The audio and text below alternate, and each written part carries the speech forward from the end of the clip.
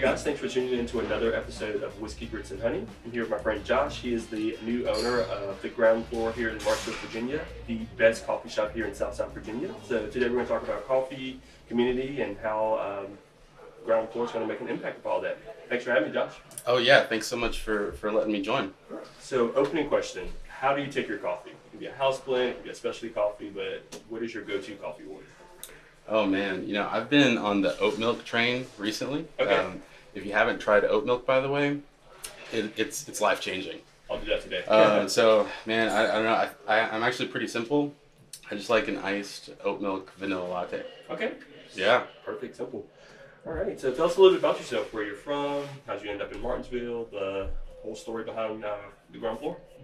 Yeah, gosh, where to even begin? So I'm actually from Texas. So this is the first time I've actually lived outside of Texas. I'm loving Virginia so far, by the way. Beautiful weather, beautiful things to look at, a lot of great things to do. Perfect state. I always thought, like, when I was in Texas, why would anybody ever leave Texas, until I started just exploring around Virginia a little bit. I haven't even explored that much, but it's beautiful here.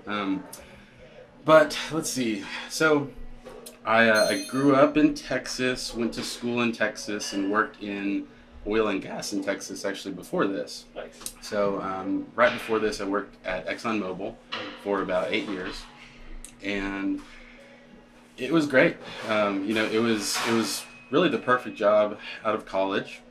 I learned a lot, so I did IT product management for Exxon. Okay, cool. And worked on our externally facing products, so looking at the customer side of things, trying to see, okay, who is the customer, what are we building, and why are we building it, and then working with developers to basically get those products out to market. Nice. That was great. I'd say I guess really the story starts in 2020. So in, I guess, March of 2020, at the height of the pandemic, I was doing what I think a lot of people were doing at that time, and just kind of reevaluating life, honestly. And my wife and I both, I remember vividly, we were just kind of sitting in our living room one day, and we were just talking, and we were saying, what are we doing with our life? Like, where are we going? And I think it ultimately came down to, like, what do we need to do to be fulfilled?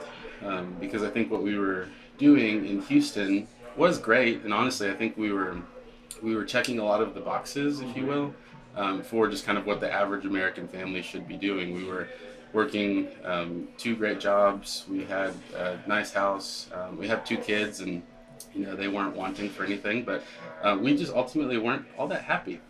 So I think the time that we had during quarantine in the pandemic kind of gave us that mental space to kind of reevaluate. And we were, I guess in spring or summer of 2020, just kind of in the mood or mindset to do something crazy. So right about that time, the guy that owns the whole building, which is where the Ground Floor coffee shop is, he's a family friend of ours, a longtime friend, and me and him were talking, and he was just kind of saying, hey, I know you're looking for your next move, and you're kind of reevaluating right now, and just so you know, I have this beautiful building in Martinsville, really nice historic building with a lot of space, and I'm wanting to do something special with it. Do you have any ideas? And for some reason, the first thing that popped into my head was, what if I opened up a coffee shop there? And I didn't start out or set out on this journey to open up a coffee shop. It honestly just kind of happened. It really just kind of came from a happenstance conversation with a friend. One thing led to another, started brainstorming, started putting some numbers and spreadsheets, and made a couple visits to Martinsville, and really just fell in love with the idea. It was Nice. I like to say it kind of chose me. I didn't necessarily choose it. Yeah. So.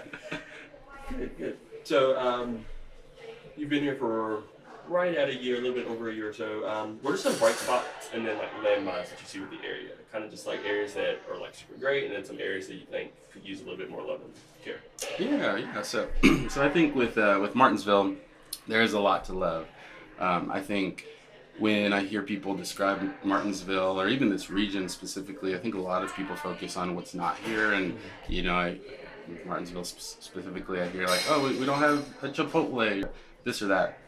And yeah, I mean, that stuff is great, but we have some of the nicest people, and a lot of people say that about where they're living currently, but I genuinely think we have some of the nicest people in the country, in Martinsville. Ever since we came here and just started talking about the idea of the shop, we've had folks, just bend over backwards and do everything that they can to help us succeed. We had folks in here at midnight, 1 a.m., 2 a.m. helping us stock shelves. We had people bringing us meals. We've had just countless people say, just what can I do to help you, because we want to see you succeed. So that's been probably one of the biggest and most pleasant surprises of moving here, is just how supportive the community has been. And even after we opened, I mean, we just had folks coming in here by the droves. So I think people are really kind of the hallmark of what Martinsville is, and ultimately it's the hallmark of what I want my coffee shop to be, is a gathering spot for people. Some of the landmines, I'd say kind of the other side of that same coin, though, is customer service hasn't necessarily been a strong suit of Martinsville in the past. And I think it could just be an education thing. It could be just a status quo, or maybe a culture thing of just kind of when we do business, the customer service doesn't always kind of meet the same expectations or standards that you would find in a bigger city, like a Houston or New York, for example. And I think part of it is just because we do have fewer options here. I think it's a little bit easier for businesses to get comfortable and not necessarily try to shoot for the stars in certain regards. Now, we have amazing businesses here, so I'm not saying that anyone's not striving to be great. It's more just I think there's a mindset that we can improve upon of really going the extra mile with customer service. And to be totally honest, I think with this shop, that was one of my kind of hidden agenda goals, was to say, hey, let's be the standard, or let's set the standard for what customer service looks like in Martinsville. Loving your neighbor, or just the person across the counter from me, like loving your neighbor looks like. So yeah, I'd say that's my general perception with only living here 3 or 4 months. I mean, I didn't even think about it. It was like being that quick, like, Yeah. oh, man. Which you all have already like set the bar for like customer service. Like every time I've come here so far, like. So I think another thing is just having a space for people to come and just be. I think that when we were first visiting Martinsville, that was the thing that it kind of felt like the white elephant in the room that I just noticed when we were here. We would want to sit down with someone, and if we weren't at the house, then it was just kind of a struggle to find a place to go and just sit and talk. So I kind of mentioned it before, but one of my primary goals for Martinsville is for this shop to, and I've been kind of throwing this phrase around, I want the shop to be the living room of Martinsville, or I want it to feel like that. I like that a lot. I just want people to come in here and feel like you're going to your friend's house almost. Like I think everybody in maybe high school or college had that friend where they would just, you would go to your friend's house, and you walk in their living room and you instantly felt welcome. And felt like you snacks, you yes. check it home. Yeah. Yes, the fridge was fair game, the pantry was fair game. Felt like you could just kick back, take off your shoes, and just relax. Yeah.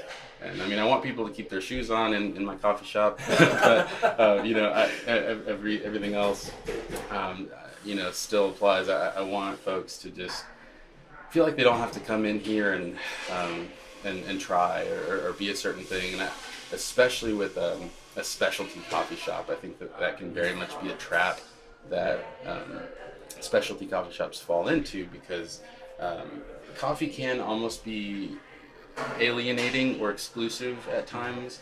There are words up on that menu that aren't English, so people don't necessarily know most of the terms that surround the specialty coffee industry from the get-go, unless you spend a lot of time in a shop, or if you work in a shop, that sort of thing. But I don't want anybody to ever come into my place of business and feel those barriers.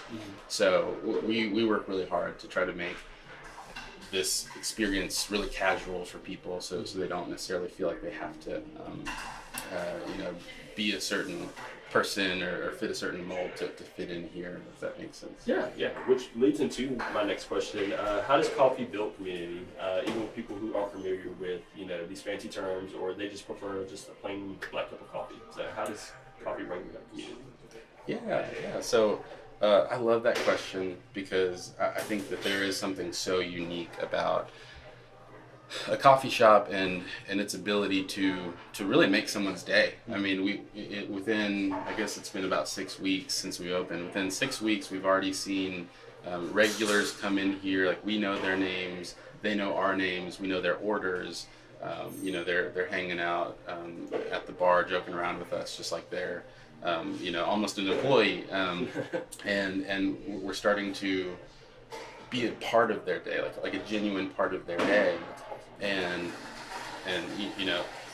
there's that aspect, but there's also the aspect of, I'll come in and I'll meet somebody that is a video producer, and then they come into the shop, and then maybe there's somebody else that's a marketing specialist or into acting, and they connect. And I've just seen those kinds of collisions so visibly, if you will. Just collisions, I think, is kind of what it's all about. And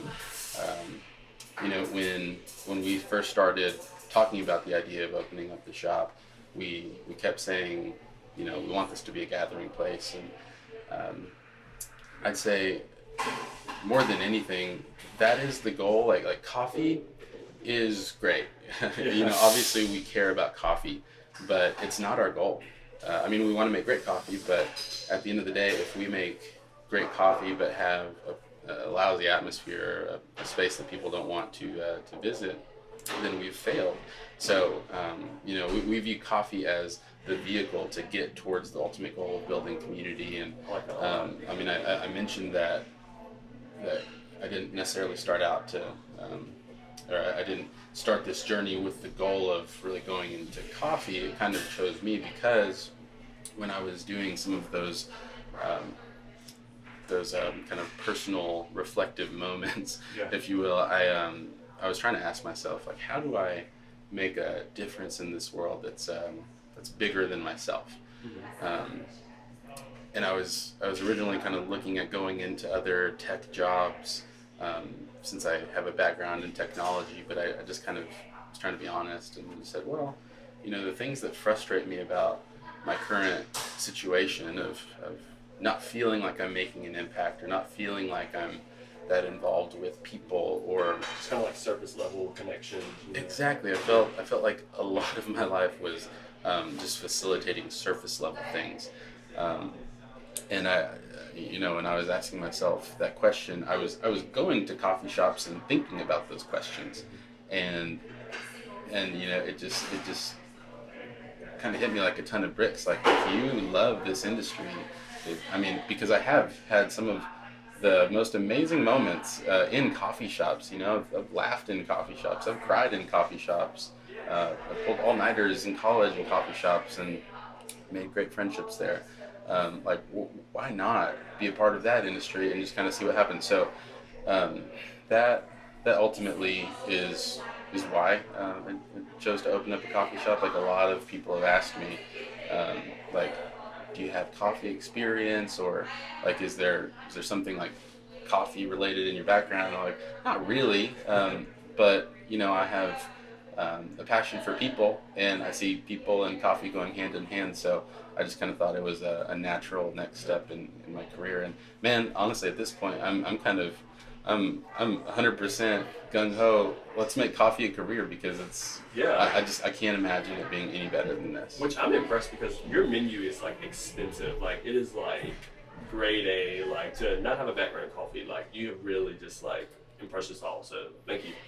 Thank you, man. Yeah, I think YouTube is a wonderful thing, and just networking is a wonderful thing. So surprisingly, when I first started out in this journey, I kind of looked back at my network of folks that I knew, or folks that knew people that I knew, and there were quite a few coffee shop owners in my network, and I just kind of got shameless about bugging them and just started reaching out to as many people as I could and said, hey, can I ask you a couple questions? Can I learn from you? I don't know what the heck I'm doing. Yeah, just learning from others has been really helpful. That's awesome. So I know you haven't been in Martinsville too long, but what are some of your favorite things so far about this area in Southside Virginia? Yeah, I think this is a place where entrepreneurship is encouraged Big and time. and rewarded, and honestly, the barriers to starting businesses are pretty low here. Just because I think everyone wants to see diversification happen, wants to see more industry come here. So everything from working with the city of Martinsville to looking at available locations to finding great staff, and then finding the right kind of business mentors and business partners. It's all here. And I can't imagine what it would have been like to open up a shop in Houston, for example, or you go somewhere like New York or Chicago and try to start businesses there. I mean, yeah, those have their own benefits, but gosh, I mean, I've heard nightmare stories of people opening coffee shops in Houston, and it took a year just to get the permitting and the architecture blueprints and everything approved, whereas our whole process took less than a year here. So one, I love that, but two, I think that family is really prevalent and encouraged here. Just having healthy families here, and ever since I came, that's what I hear nonstop is, hey, this is a great place to raise a family. So I have a 3-year-old. My wife and I have a 3-year-old and a 2-year-old, and both boys. They're 100% boy, and they keep us on our toes. But we've loved being here as a family also. I mean, and I think that's really, really important. I think that we all breathe a little bit easier in Martinsville, not having to worry about just everything that comes with living in a bigger city, for example. Low barriers to entry for businesses, the ability to raise a family here, and gosh, I mean, the nature here is incredible. Oh, yeah. So this past weekend I went to Hanging Rock State Park, and it was my first kind of bigger hiking trip, or I guess whatever you want to call that, in the Martinsville area, and I was blown away. It took me about 45 minutes to get there, and felt like we were up in the clouds. It was a beautiful view, a 360-degree view of the mountains, and we definitely didn't have that in Texas. I'll just put it that way. It's just crazy to think about. So any upcoming events or any ways that we can support you as the shop?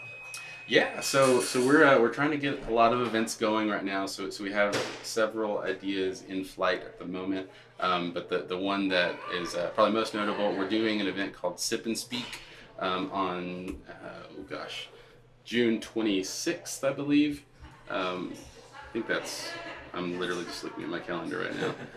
That is in 2 Saturdays. Yeah, so June 26th. So Sip and Speak is going to be a little bit of a poetry and spoken word night.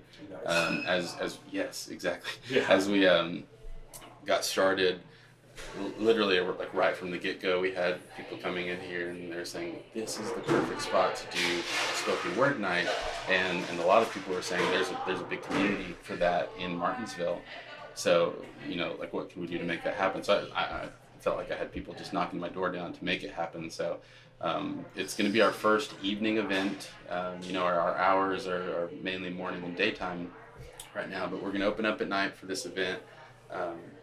We have several artists lined up to do poetry, spoken word, maybe a little bit of rap, and we're just going to see what happens. We might open it up a little bit too, just a little bit of an open mic night, and just kind of see and go from there. But I really want this place to be just kind of a venue for people to come and say, like, hey, I don't have anything to do this weekend. What is the ground floor doing this weekend? And just having that constant flow of events and things to do. So not just a place to come and get coffee, but a place to be entertained, a place to express yourself, a place to experience the arts, among a lot of other things. So That's awesome. Well, thank you again, Josh, for being on the show. And you guys, if you're in the South Side Virginia area, I highly recommend this spot. I kid you not, like best coffee shop, just for the experience, the coffee, and of course the great staff here. So thank you for tuning in to another episode of Whiskey Grits and Honey. I will talk to you guys later.